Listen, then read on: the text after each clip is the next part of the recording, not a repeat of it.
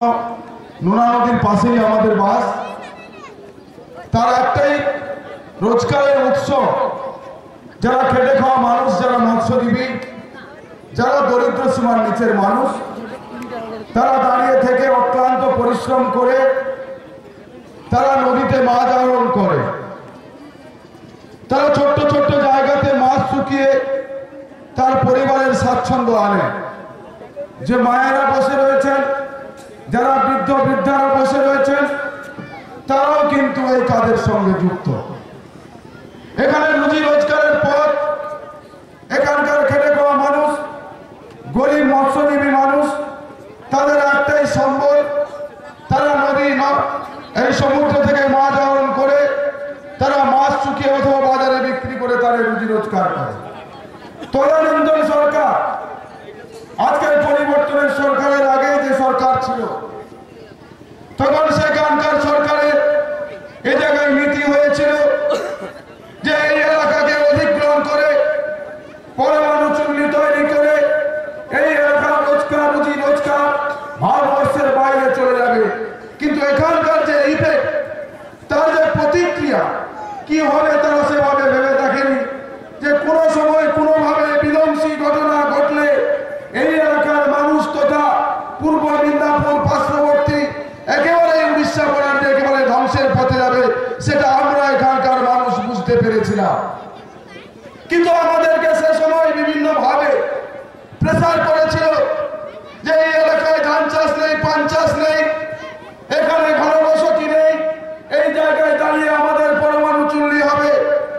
তখন আমাদের তুর্কি নেতা, যিনি আমাদের পথ দেখিয়েছেন, যিনি নন্দীগ্রামে ওই সরকারের বিরুদ্ধে দাঁড়িয়ে লড়াই করেছিলেন, তিনি দাঁড়িয়ে প্রতিবাদ করেছিলেন, মানুষ যেটা চায় না সেখানে সরকার সেটা করতে পারে না, সেই জায়গায় দাঁড়িয়ে তিনি বলেছিলেন আমি বেঁচে থাকতে থাকতে কন্টাইটে এখানে কোনোদিন পরমাণু চুল্লি করতে দেব না। সেদিনকে 1 লক্ষ মানুষের মিছিল হয়েছিল ওই জায়গায় দাঁড়িয়ে। সরকার পিছু হটতে বাধ্য হয়েছে।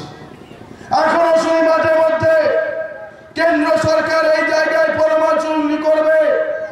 আমরা আজকে তিস্তর পঞ্চায়েত বিধানসভার সদস্যরা বলছি, এক সময় শুভেন্দুবাবু 1 লক্ষ মানুষ নিয়ে যেমন মিছিল করেছিল, সারা পূর্ব মিদনাপুরের মানুষ ঝাঁপিয়ে পড়বে সেই প্রতিরোধ করার জন্য। আমরা তার জন্য আজকের মৎস্যজীবী দিবস উপলক্ষে আমরা দাঁড়িয়ে শপথ গ্রহণ করি। আমরা দরিদ্র সীমার নিচের মানুষ, আমরা একদিকে প্রতিরোধ হয়ে বসে আছি। যারা ছোট্ট ছোট্ট নৌকো নিয়ে, ছোট্ট জাল নিয়ে যারা মাছ ধরে, যারা খটি ব্যবসা করে, তাদের মাছ শুকনো জায়গাগুলোতে ফরেস্টের আওতায় আছে। আমার কাছে খটি মালিকরা এক সময় ডেপুটেশন দিয়েছিল, যখন আমি সভাধিপতি ছিলাম। আমি বলেছিলাম ফরেস্ট স্বশাসিত সংস্থা, সে জায়গায় আমার কিছু করার নেই, তবে মানুষ যদি না চায় সে জায়গায় ফরেস্ট হোক আর যাই হোক, সে জায়গায় আমরা কিছু করতে দেব না। আমি বেশ কিছু জায়গায় দাঁড়িয়ে বলেছিলাম মাছ শুকানোর জায়গা রাখতে হবে, মানুষের পেটে লাথি মারা যাবে না। গরিব মানুষ দাঁড়িয়ে মাছ আহরণ করে মাছ শুকিয়ে তাদের পরিবারের রুজি রোজগার আনবে, তারপর থেকেই থমকে গেছে। পূর্ব মিদনাপুর জেলা পরিষদ সাল থেকে আমরা মৎস্যজীবীদের স্বার্থে লড়ছি। তখন থেকে যারা আমাদের সঙ্গে ভাবে দেখা করেছিল, আমরা বিভিন্ন জায়গায় খটির ঘরগুলোকে যেমন করেছি, নলকূপের ব্যবস্থা করেছি, শৌচাগারের ব্যবস্থা করেছি, মাছ শুকনো করার জন্য ব্যবস্থা করেছি, ছোট্ট ছোট্ট মোরাম রাস্তা দিয়ে মাছগুলো যাতে তাড়াতাড়ি নিয়ে এসে শহর কিংবা গ্রামের বাজারে বিক্রি করা যায়, তার জন্য ছোট্ট ছোট্ট মোরাম রাস্তাও আমরা তৈরি করেছিলাম। আজকের বিশ্ব মৎস্যজীবী দিবস উপলক্ষে যারা আজকে সমবেত হয়েছেন, আমরা আপনাদের স্বার্থে আছি। কেটে খাওয়া মানুষ, মেহনতি মানুষ, মৎস্যজীবী মানুষ, যারা দিনান্তে সন্ধ্যায় যাদের জুটে না, যারা নদীর উপরে নির্ভর করতে হয়, তাদের ধ্বংস হয়ে যাক এ সরকার কিংবা আমরা মানব না, মানছি না। আজকের বিশ্ব মৎস্যজীবী উৎসবে আমরা দাঁড়িয়ে আজকে দায়িত্বহীন ভাষায় বলছি। আজকে আপনারা সবাই উপনীত হয়েছেন বিভিন্ন এলাকা থেকে। আমরা শুধু বলবো যে মানুষের স্বার্থে কাজ করাই তো তিস্তর পঞ্চায়েত থেকে শুরু করে সরকারের। আমরা কোনো অংশে পিছিয়ে নেই। আমরা ইতিমধ্যে ফরেস্টের সঙ্গে কথাবার্তা বলেছি। 7 থেকে 12 থেকে 14টা খটিতে এখনো মাছ শুকোনোর জায়গা থাকে না, নৌকো বানার জায়গা থাকে না। আমি সেই জায়গায় বলেছি মাছ শুকানো হবে, আমাদেরই সরকার, আমাদেরই ফরেস্ট, কোনো জায়গায় বাধা দিলে জানান, আমি বন দপ্তরের সঙ্গে কথা বলে আপনাদের জন্য সুযোগ করে দেব। অনেক মায়েরা দাঁড়িয়ে বলে আমরা তো 6 মাস ধরে খটি ব্যবসায়ী নদী সাইডে চলে আসি, আমাদের বাচ্চা বাচ্চা ছেলে মেয়েদের পঠন পাঠন কি হবে?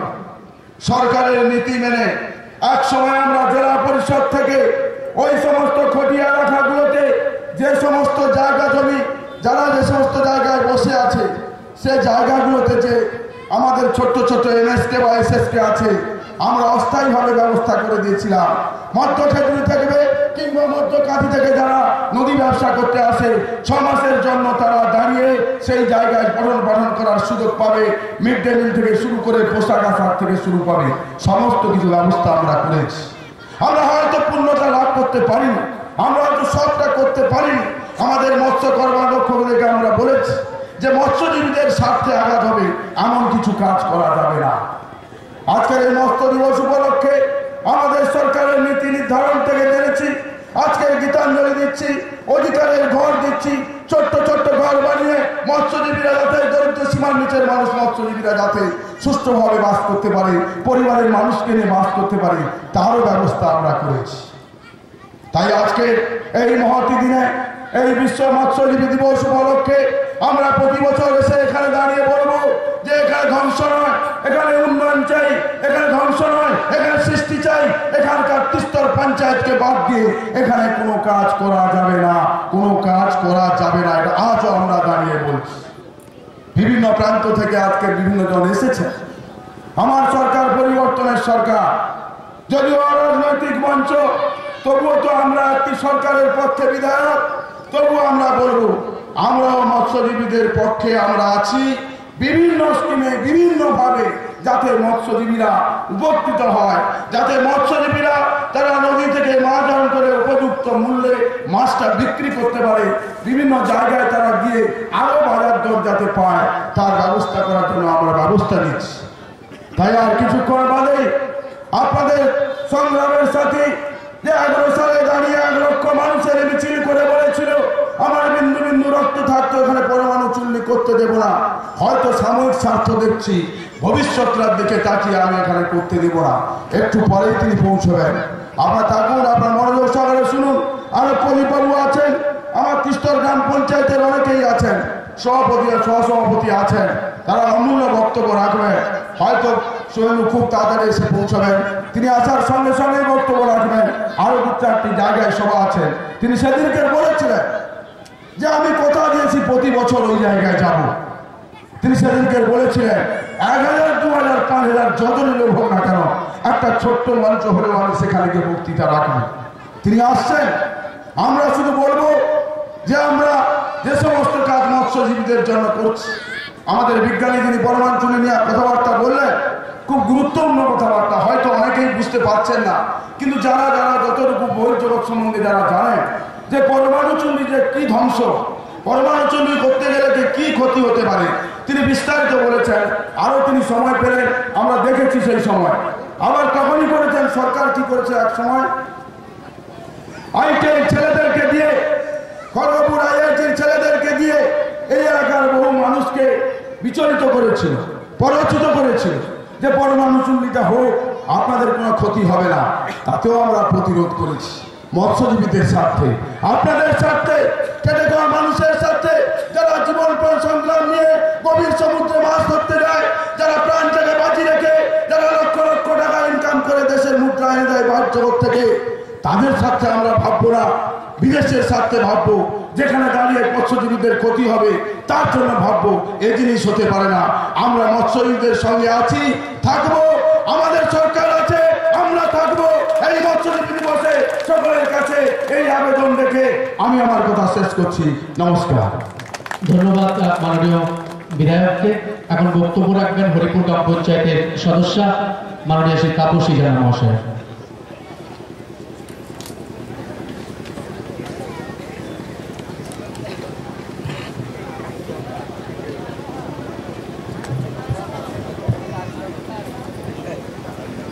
নমস্কার।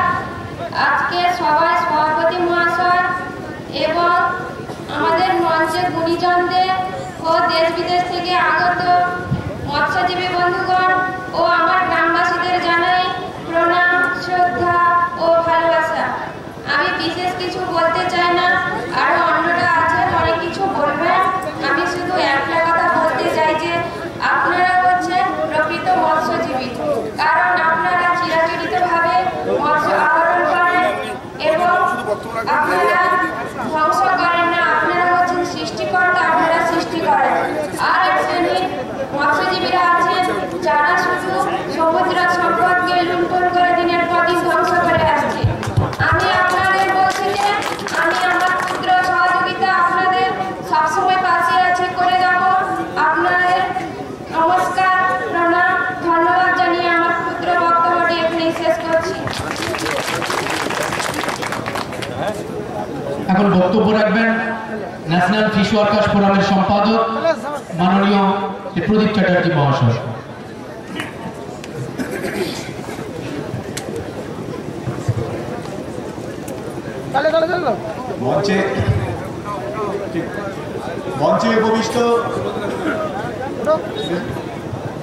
মঞ্চে উপবিষ্ট বিশিষ্ট নেতৃবৃন্দ এবং এখানে সমবেত আমার মৎস্যজীবী ভাই বোনেরা,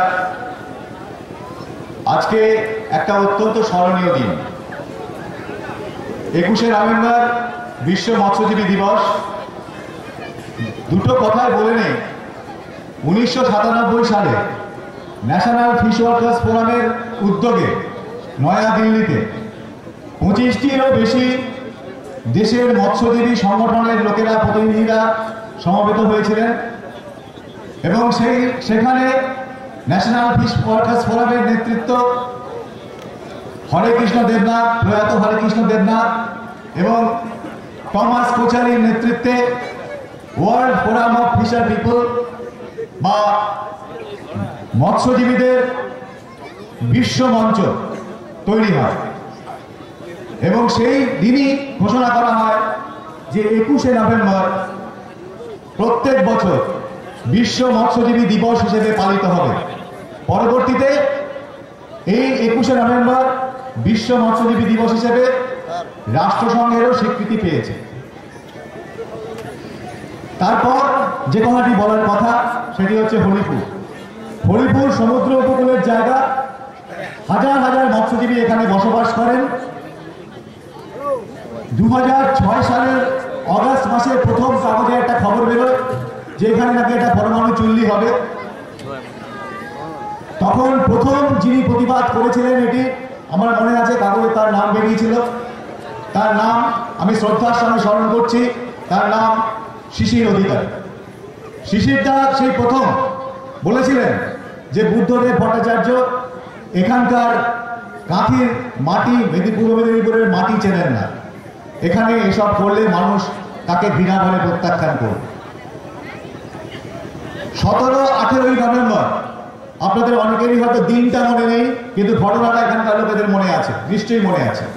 17-18 নভেম্বর পরমাণু বিদ্যুৎ যা শিল্পরা করেন, ভারত সরকারের যে সমস্ত আধিকারিক আছেন তাদের সর্বোচ্চ পদাধিকারীরা এখানে এসে এই জায়গাটা সরেজমিনে দেখবার চেষ্টা করেছিলেন।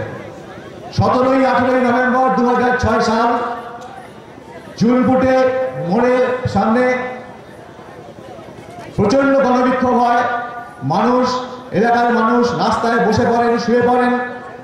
হাজার হাজার মানুষ, আবাল বৃদ্ধ বনিতা, মৎস্যজীবী, অন্যান্য কৃষিজীবী সবাই মিলে এখানে তাদের প্রতিরোধ করেন। 17-18 2 দিন ধরে তারা এখানে ঢুকতে পারেন না। এবং মনে রাখবেন যে সেই দিনই, সেই সময় সেই বুদ্ধদেব ভট্টাচার্যের একটা কুখ্যাত উক্তি ছিল যে আমরা 235, ওরা 30, আমাদেরকে কে ঢুকবে।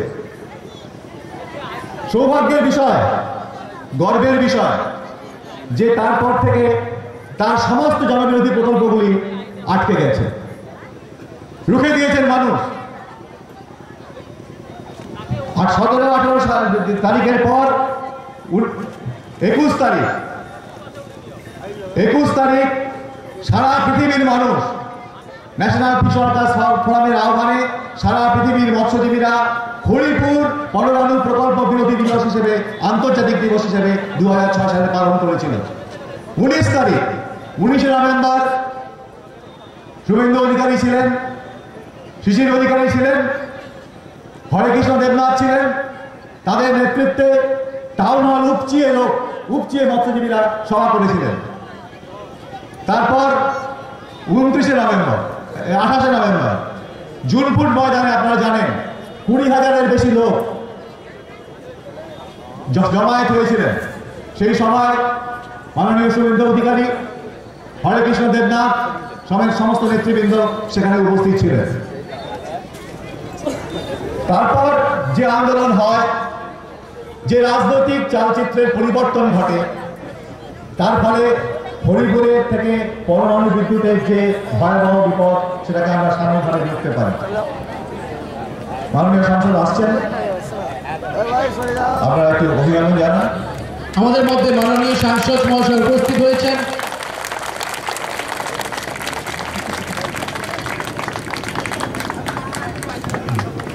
মাননীয় সাংসদ তথা জননেতা, হরিপুর পরমাণু বিদ্যুৎ বিরোধী আন্দোলনের নেতা, সারা ভারতবর্ষে পরমাণু শক্তির বিরুদ্ধে যে আন্দোলন, সাংসদ হিসাবে যে আন্দোলন তিনি করেছেন, পার্লামেন্টে দাঁড়িয়েও তিনি আন্দোলন করেছেন, আজকে আবার উপস্থিত হয়েছেন। কারণ বারে বারে কেন্দ্রীয় সরকার এবং মনমোহন সিং যতবারই রাশিয়ায় যান ততবার করে পরমাণু বিদ্যুতের কথাটা উস্কে দেয়। সেই জন্য আমরা আজকের এই সমাবেশে তিনি উপস্থিত হয়েছেন, আমরা ওনাকে স্বাগত জানাচ্ছি। আমরা বরণ করে নিচ্ছি।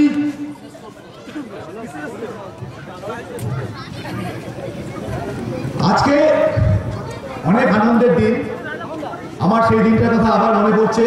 জুনপুট ময়দানে সেই মিটিংয়ে সুনীলবাবু ছিলেন, হরেকৃষ্ণবাবু ছিলেন, আজকে নেই, অনেক দুঃখের কথা। মৎস্যজীবী নেতৃবৃন্দ সবাই সেখানে উপস্থিত ছিলেন। এবং তারপর যে বিরাট আন্দোলন হয়, যে বিরাট আন্দোলন সংগঠিত হয়, সেই আন্দোলনের জোরে আপনারা জানবেন সিঙ্গুরের আন্দোলন, নন্দীগ্রামের আন্দোলন, নয়াচরের আন্দোলন, তার যে বিরাট গণবিক্ষোভ তৈরি হয়, তার ফলে রাজনৈতিক পরিবর্তন ঘটে এবং মাননীয় মমতা বন্দ্যোপাধ্যায় মুখ্যমন্ত্রী তিনি যে পরমাণু বিদ্যুৎ প্রকল্প হরিপুরে তো হবেই না, পশ্চিমবাংলার কোথাও সেটা হতে পারে। আমরা তার জন্য কৃতজ্ঞ। এটা ঘটনা যে সেই আন্দোলনের ফলে নেতৃত্ব, তখন যে আন্দোলনকে নেতৃত্ব দিয়েছিলেন, তার ফলে হরিপুরের মানুষের ঘর বাড়ি রক্ষা হয়েছে, জীবন জীবিকা রক্ষা হয়েছে।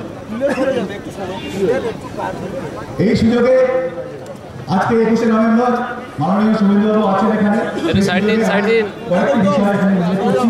আপনার সময় খুব কম আমি জানি। হ্যাঁ, এখানে কতগুলো জ্বলন্ত সমস্যা রয়েছে মৎস্যজীবীদের।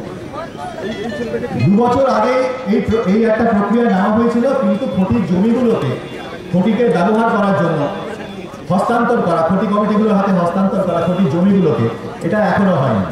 তার ফলে আমরা খুব বিপন্ন অবস্থায় আছি। প্রত্যেকটি খটিতে জমি যা আছে তার অনেকটা জমি হচ্ছে সরকারের ভেস্টেড ল্যান্ড অথবা বন দপ্তরের জমি। এই জমিগুলোকে যদি খটি মৎস্যজীবীরা সবসময় দীর্ঘদিন যাবত ব্যবহার করে আসছেন, তাদের ব্যবহারের জন্য অবিলম্বে চেষ্টা করা উচিত এই খটির জমিগুলো যেন তারা ব্যবহারের জন্য পান, তাদের নামে যেন হস্তান্তর করা হয় কমিটিগুলো।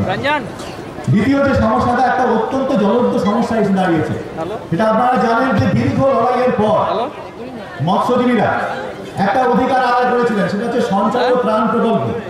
এই সঞ্চয় ত্রাণ প্রকল্প ন্যাশনাল ফিশ ওয়ার্কার্স ফোরামের নেতৃত্বে মৎস্যজীবীরা বিরাট লড়াই করে আদায় করেছিলেন। কারণ মাছ ধরা, আমাদের এখানে সমুদ্রে মাছ ধরাটা একটা বড় সময় ধরে বন্ধ থাকে। অন্যত্র যেখানে মাছ ধরা হয় সেখানে মাছ ধরাটা সব জায়গায় সব সময় সমানভাবে চলে না। তার ফলে ঠিক হয়েছিল যে 9 মাস ধরে মৎস্যজীবীরা কিছু টাকা জমাবেন এবং তারপরে যে 3 মাস বেমরশুমের যে 3 মাস, তাতে তারা সরকার, রাজ্য সরকার এবং ভারত সরকার সেই টাকাটা আবার ফেরত দেবেন। এখন যেটা নিয়ম হয়েছে, মৎস্যজীবীরা যদি 600 টাকা জমান, তাহলে পরে রাজ্য সরকার 600 টাকা এবং কেন্দ্রীয় সরকার 600 টাকা দেবেন, মানে মোট 1800 টাকা ওই 3 মাসে তারা পাবে। সমস্যাটা এটা দাঁড়িয়েছে, এটা বেশ ভালোই ছিল, টাকাটা বেড়েও ছিল। সমস্যাটা দাঁড়িয়েছে সম্প্রতি এই বছরে কেন্দ্রীয় সরকার একটা নোটিফিকেশন জারি করেছেন, একটা বিজ্ঞপ্তি জারি করেছেন, এবং তাতে বলছেন যে এই সুযোগটা পেতে গেলে বিপিএল হতে হবে। মৎস্যজীবীরা, ক্ষুদ্র চিরাচরিত মৎস্যজীবীরা কেউ বড় লোক নয়, সবাই অর্থনৈতিকভাবে পশ্চাৎপদ শ্রেণীর লোক। তাদের জীবিকার সহায়তার জন্য যে প্রকল্পটি চালু হয়েছিল তাদেরই আন্দোলনের ফলে আজকে কেন্দ্রীয় সরকার সেটিকে ছাঁটাই করে শুধু বিপিএল এর জন্য করছেন। এবং আমার কাছে খবর আছে এই মৎস্য দপ্তরের যারা আধিকারিকরা তারা বলছেন যে কোটার জন্য করা সম্ভব হবে। তো এটা একটা খুব অবিচার হচ্ছে, মানুষের উপরে অবিচার হচ্ছে। আমি অনুরোধ করবো, নেতৃবৃন্দকে অনুরোধ করবো তারা যেন বিষয়টিকে নিয়ে দেখেন। আরেকটি বিষয় অত্যন্ত গুরুত্বপূর্ণ, আপনাদের এলাকার শুধু নয়, বিভিন্ন এলাকার। কালকে শুভেন্দুবাবু কলকাতায় সভা করেছেন, আমি সেই সভার পাশে দাঁড়িয়েছিলাম, আমি আপনার বক্তব্য শুনেছি। আপনি জানবেন যে এখানকার যে মৎস্যজীবী কোঅপারেটিভগুলো আছে, যে মৎস্যজীবী কোঅপারেটিভ, সামুদ্রিক এবং আভ্যন্তরীণ মৎস্যজীবী যে কোঅপারেটিভগুলো আছে, সেই কোঅপারেটিভগুলোর অবস্থা অত্যন্ত খারাপ দুটি কারণে। একটা হচ্ছে সরকারের অনুদানের উপরে মাত্রাতিরিক্ত নির্ভরতা, এবং তারপরে আছে দুর্নীতি। এই দুর্নীতির সঙ্গে বিগত সরকারের আধিকারিক সবাই যুক্ত ছিল, এটা একবারে সবাই জানেন প্রায় কি হয়েছে অবস্থা। তো এই কারণে এটা যেটা দরকার সেটা হচ্ছে আপনি যে সমবায় আন্দোলনের কথা বলছেন, সেই সমবায় আন্দোলনে আপনি নেতৃত্ব দিন, যাতে এই মৎস্যজীবীদের সমবায় সমিতিগুলো এগুলো একটু ভালোভাবে থাকতে পারে। কারণ প্রয়োজনটা কিন্তু খুব রয়ে গেছে। একজন মৎস্যজীবীকে একটি নৌকো নিয়ে একটা মৌসুমে যদি, ক্ষুদ্র মৎস্যজীবীকে যদি সমুদ্রে যেতে হয়, তাকে 1 লাখ থেকে 1.5 লাখ টাকা তাকে জোগাড় করতে হয়। এই জোগাড় করেন তারা মহাজনের কাছ থেকে বা আড়তদারের কাছ থেকে, তাতে তাদের অনেকটাই ক্ষতি হয়ে যায়, অনেকটাই তারা তাদের লাভের অংশ তাদেরকে দিয়ে দিতে হয়। ফলে আপনারা দেখবেন যে ক্ষুদ্র মৎস্যজীবী তাদের জন্য যেন এটা করেন, এবং যারা মৎস্য ভেন্ডার আছেন তাদেরও কোঅপারেটিভ দরকার, কারণ তাদেরও প্রত্যেকটা সময় তাদেরকে মহাজনের কাছ থেকে ধার নিয়ে কাজটা করতে হয়। এছাড়া এখানে যেটা আমার আরেকটা জিনিস বলার দরকার আছে এখানে, সেটি হচ্ছে যে মৎস্যজীবীদের জন্য সরকার অনেক প্রকল্প করছেন না, এরকম অনেক প্রকল্প আছে।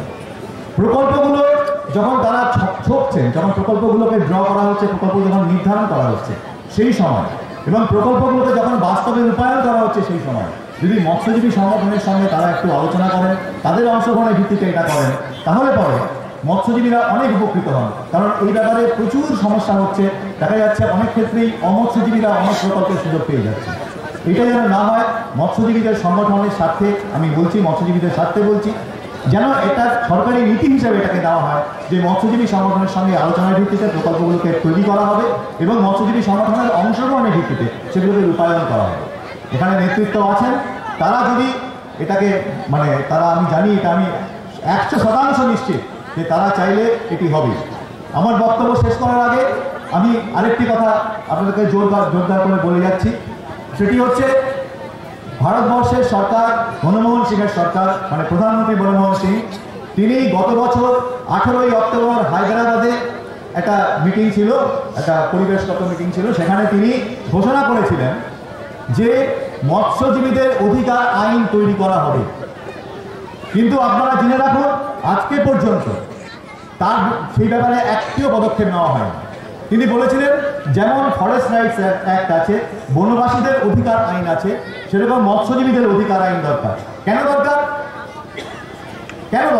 কারণ যাতে এই ক্ষুদ্র এবং চিরাচরিত মৎস্যজীবীরা, তারা মৎস্য সম্পদের উপরে একটা অধিকার থাকে, তাকে টেকসইভাবে ব্যবহার করার তাদের অধিকার থাকে, এবং শুধু তাই নয়, এই মৎস্য সম্পদকে রক্ষা করার অধিকার যাতে তাদের থাকে। আমাদের ভুলে গেলে চলবে না যে ভালো জল ছাড়া ভালো মাছ হয় না। ভালো জল ছাড়া ভালো মাছ হয় না বলেই মৎস্যজীবীরা চান জলটাকে রক্ষা করতে, মৎস্য সম্পদটাকে রক্ষা করতে। কিন্তু এমন অনেক লুটেরা আছে, বড় বড় ট্রলার, তারা সমুদ্রের তলটাকে চেঁচে দিচ্ছে। তো তাদের বিরুদ্ধে এই আইনটা দরকার, মৎস্যজীবীদের অধিকারটা দরকার, যাতে তারা এই অধিকারটা কায়েম করতে পারেন, তাদের জীবন জীবিকাকে সুরক্ষা করতে পারেন। আমি নিশ্চিত, আমি অনুরোধ করবো শুভেন্দুবাবুকে, দীর্ঘদিনের সহিত তিনি অত্যন্ত আন্তরিকতার সঙ্গে আমি বলছি, যে লড়াই হরিপুর, নন্দীগ্রাম এবং নয়াচরের যে লড়াইটা হয়েছিল, সেই লড়াই একটা দিক নির্দেশ করেছে সারা পৃথিবীর আন্দোলনকে, শুধু মৎস্যজীবীর আন্দোলনকে নয়, মানুষের আন্দোলনকে একটা দিক নির্দেশ করে দিয়েছে। আমি নিশ্চিত তিনি যদি নেতৃত্ব দেন, তাহলে আমাদের এই অভিষ্টগুলো অবশ্যই আমরা লাভ করতে পারবো। মৎস্যজীবীরা তাদের এই অধিকারগুলো তারা লাভ করতে পারবেন এবং আমরা এখানকার চিত্রটাকে সত্যি পরিবর্তন করে দিতে পারবো। মৎস্যজীবীরা সত্যি তাদের জীবন জীবিকার অধিকার পেয়ে সুখে শান্তিতে থাকতে পারবেন। নমস্কার।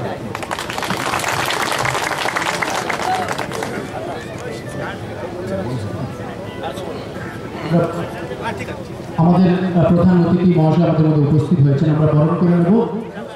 আমি বরণ করার জন্য অনুরোধ জানাচ্ছি শান্তনু জানা, উনি ব্যাচ পরিয়ে, এবং অন্নপূর্ণা রায়কে অনুরোধ জানাচ্ছি তিনি পুষ্পস্তবক দিয়ে বরণ করে নেবেন মাননীয় সাংসদকে।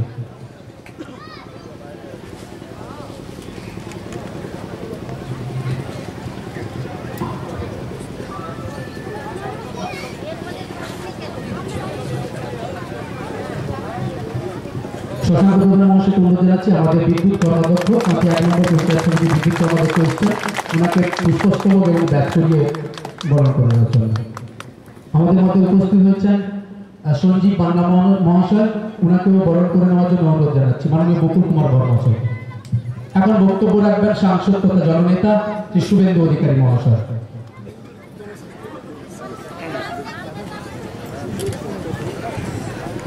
প্রিয় সঞ্চালক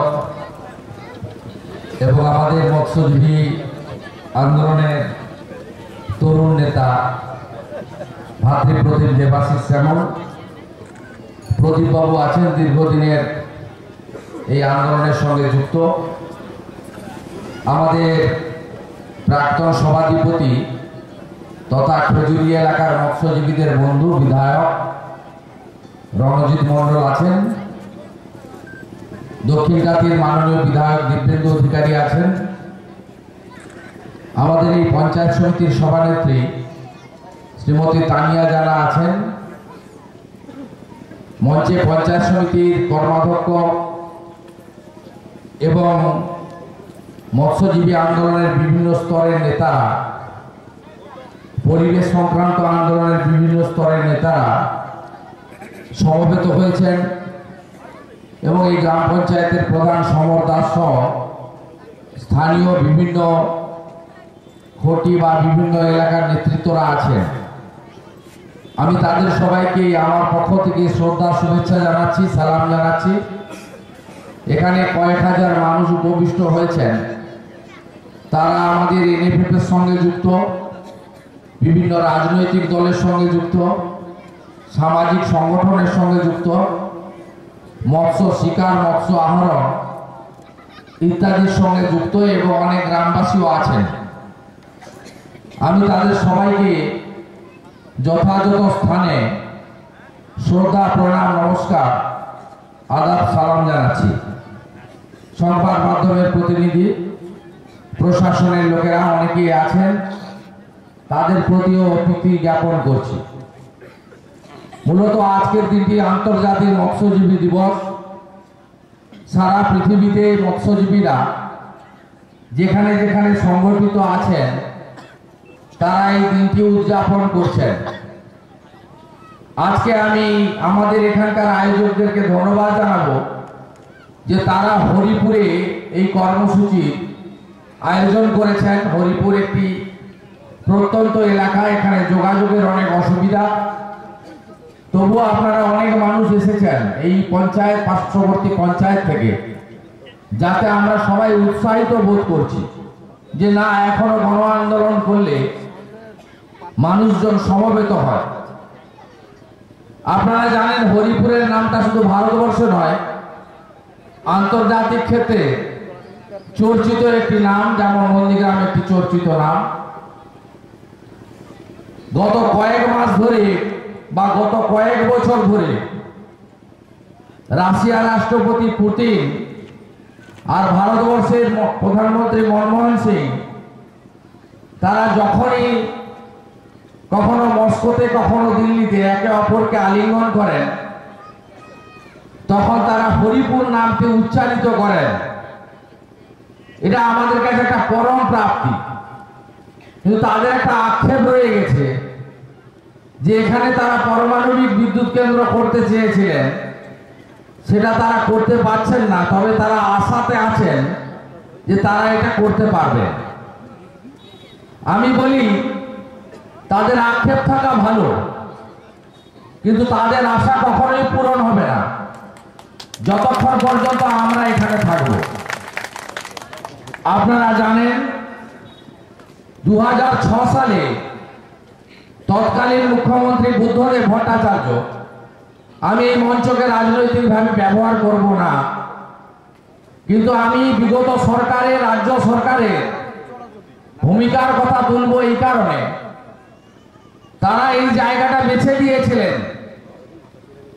তৎকালীন মুখ্যমন্ত্রী বুদ্ধবাবু ভারতবর্ষের জাতীয় পারমাণবিক কমিশন তার তৎকালীন চেয়ারম্যান এসকে জৈনকে এই হরিপুরে পরমাণু বিদ্যুৎ কেন্দ্র করার জন্য প্রস্তাব করেছিলেন। তার কারণ পরমাণু বিদ্যুৎ কেন্দ্র তৈরি করবে রাশিয়া, আর ভারতবর্ষের জাতীয় পারমাণবিক কমিশন ব্যবস্থাপনা করবে, আর জমিটা দিতে হবে সেই ব্রিটিশের তৈরি করা 1894 সালের সেই আইনকে সামনে রেখে বুদ্ধবাবু অর্থাৎ রাজ্য সরকারকে তারা বেছে দিয়েছিলেন এই জায়গাটা।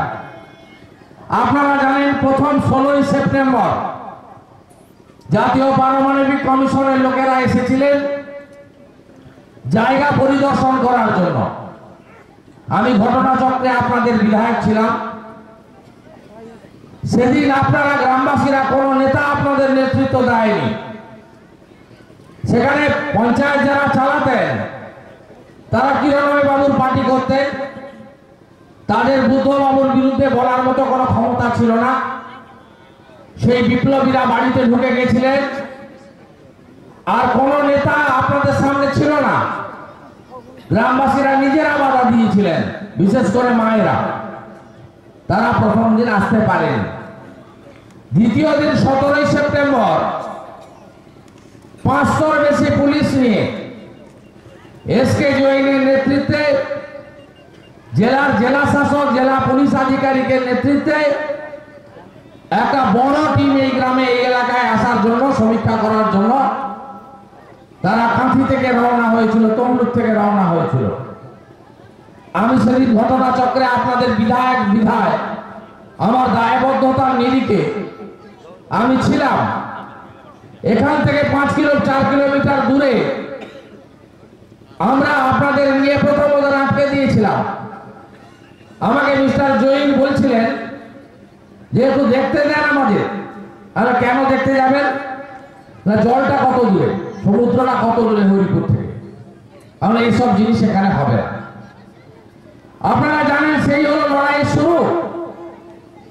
এবং 1 ডিসেম্বর ঝুলপুর থেকে কাঁথি মিছিলের কথা আপনাদের স্মরণে আছে। 1 লক্ষ লোক, 14 কিলোমিটার রাস্তা আমরা মিছিল করে কাঁথি গেছিলাম, এবং 1 লক্ষ মানুষ সোচ্চারিত আওয়াজ তুলেছিল পরমাণু বিদ্যুৎ কেন্দ্র হবে না। তারপরে 8ই ডিসেম্বর, তার পরবর্তীকালে 1 জানুয়ারি আরো বিভিন্ন স্তরের নেতা মিটিং, মিছিল ইত্যাদি করা হয়েছে। প্রয়াত হরেকৃষ্ণ দেবনাথ এবং আরো আমাদের সমমানসিকতা পোষণ করা অনেক সংগঠন, অনেক ব্যক্তি এই আন্দোলনকে সমর্থন করেছে।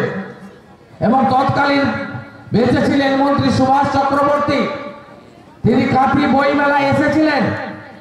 পশ্চিমবঙ্গের একজন পরমাণু বিজ্ঞানী বলে নিজেকে দাবি করেন ডক্টর বিকাশ সিনহা, তিনি এখানে এসে বলেছিলেন যে একটা ব্যারন জায়গা, হরিপুর নাকি একটা ব্যারন জায়গা, এখানে গাছ নেই, পালা নেই, ঘর নেই, বাড়ি নেই, মানুষ নেই, সেখানে নাকি মরুভূমিতে আমরা বিরোধিতা করছি।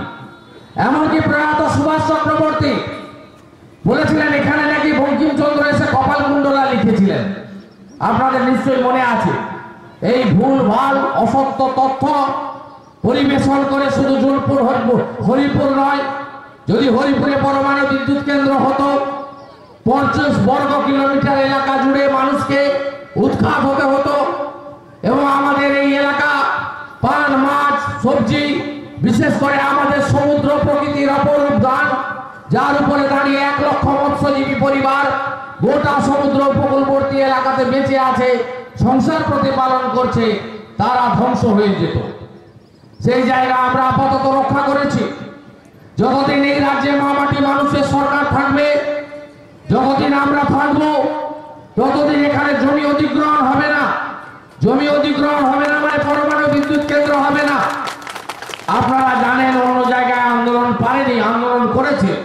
কোদাই ক্যানালের কথা আপনারা জানেন, কিভাবে সিআরপি নামিয়ে, কিভাবে বেশি শক্তি প্রয়োগ করে জাতীয় সরকার সেখানে দমন পীড়ন করে গায়ের জোরে সেখানে পারমাণবিক বিদ্যুৎ কেন্দ্র করছে। একটা জায়গায় পারেনি, তার নাম হরিপুর। আপনারা জানেন এটা হল মেদিনীপুরের ঐতিহ্য। এই মেদিনীপুর আজকে নয়, বর্ণ পরিচয় আবিষ্কার করেছিল এই মেদিনীপুর বিদ্যাসাগর। এই মেদিনীপুর 2008-এর 11ই আগস্ট প্রথম শহীদ হয়েছিল ক্ষুদিরাম বসু। এই মেদিনীপুরে সতীশ সামন্ত, সুশীল ধারা, অজয় মুখার্জি জাতীয় সরকার তৈরি করেছিলেন। এই মেদিনীপুরে মাতঙ্গিনী হাজরা তিনি শহীদ হয়েছিলেন বন্দে মাতরম বলে 1942-এর 29 সেপ্টেম্বর দেহ রেখেছিলেন। এই মেদিনীপুরে দেশপ্রাণ বীরেন্দ্রনাথ শাসমল ব্যারিস্টারি ছেড়ে দিয়ে ব্রিটিশের বিরুদ্ধে আন্দোলন করেছিলেন এবং যিনি কখনো মাথা নত করেননি। আমাদের চণ্ডীভেটিতে জন্ম বীরেন্দ্রনাথের। বীরেন্দ্রনাথ মৃত্যুর পরে তার ইচ্ছা অনুযায়ী তাকে দাঁড় করিয়ে পড়ানো হয়েছিল। এই নাম হলো মেদিনীপুর। এই মেদিনীপুরে লাল ঝান্ডা নিয়ে বামপন্থী আন্দোলন হয়েছিল, তেভাগা আন্দোলন। সেই আন্দোলনে সুকুমার সেনগুপ্ত, গীতা মুখার্জি, বিশ্বনাথ মুখার্জি, নারায়ণ চৌবে, শিবরাম বসু, দেবেন দাসের মতো বামপন্থী নেতারা, ভূপাল কন্ডার মতো নেতারা লড়াই করে যোদ্ধার জমিদারের কাছ থেকে জমি কাড়িয়ে নিয়ে গরিবের স্বার্থ রক্ষা করেছিল এই মেদিনীপুরে। এই মেদিনীপুরে যখন বুদ্ধবাবু বলতেন আমি 235 ওরা 30, তখন এই মেদিনীপুরের নন্দীগ্রামে গণ আন্দোলন তৈরি হয়েছিল। সেই আন্দোলনের জোরে বুদ্ধবাবুর 235 বলা বন্ধ করে শহীদ মাতা ফিরোজা বিবিকে নন্দীগ্রামের মানুষ নির্বাচিত করে প্রমাণ করে দিয়েছিল বিধানসভার সংখ্যাগরিষ্ঠতা, পুলিশ, অস্ত্র, অর্থ শেষ কথা বলে না, জনগণই শেষ কথা বলে। তাই আজকে হরিপুরে আমি আপনাদের বলবো, জনগণ ঐক্যবদ্ধ থাকুন। অভাব অনটন আমাদের আছে, কর্মসংস্থানের অভাব আমাদের আর আছে, আরো উন্নয়ন করতে হবে, আরো এগোতে হবে। অনেক অভাব অভিযোগ মৎস্যজীবীদের আছে। যে কথাগুলো প্রদীপ বাবু বলছিলেন তার প্রতিটি কথার সঙ্গে আমরা একমত। ভারতবর্ষে আলাদা মৎস্য দপ্তর তৈরি হয়নি, যে কথা কাল আমি কোপারেটিভের মঞ্চে বলেছিলাম যে আলাদা সমবায় দপ্তর যেমন তৈরি হয়নি, মৎস্য দপ্তর আলাদা তৈরি হয়নি।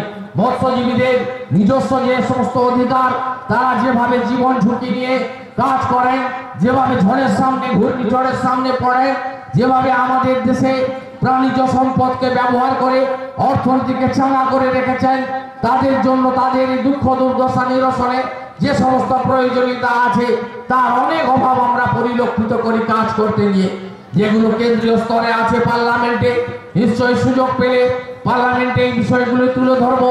2009 সালে তমলুক কেন্দ্র থেকে আমি নির্বাচিত হওয়ার পরে পার্লামেন্টের 0 আওয়ারে আমাকে প্রথম যে বলার সুযোগ দেওয়া হয়েছিল, তাতে আপনারা রেকর্ড দেখলে দেখতে পাবেন আমি হরিপুরে পরমাণু বিদ্যুৎ কেন্দ্রের বিরুদ্ধে বলে আমার সংসদীয় কাজ শুরু করেছিলাম।